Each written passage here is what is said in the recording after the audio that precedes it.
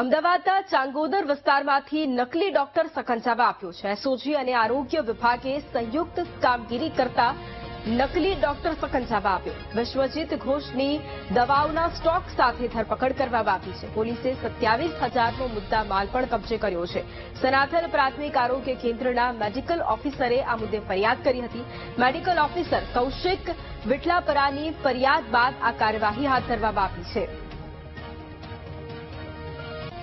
તો અમદાવાદના ચાંગોદર વિસ્તારમાંથી નકલી ડોક્ટર ઝડપાયો છે। એસઓજી અને આરોગ્ય વિભાગ દ્વારા આ સંયુક્ત કામગીરી હાથ ધરવામાં આવી હતી। વિશ્વજીત ઘોષ નામનો આ નકલી ડોક્ટર કે જેની ધરપકડ કરવામાં આવી છે।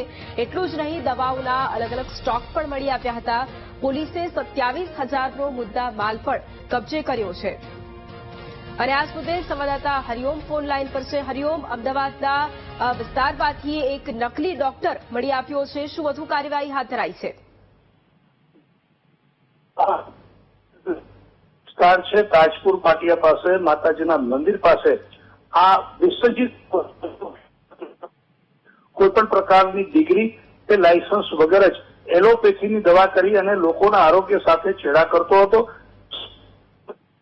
વિભાગ અમદાવાદને આ વાતની જાણ થતા તેઓએ આ વિશ્વજીત ઘોષને 27,000 રૂપિયાની દવાઓ અને અન્ય મુદ્દામાલ સાથે હાલ ઝડપી પાડ્યો છે।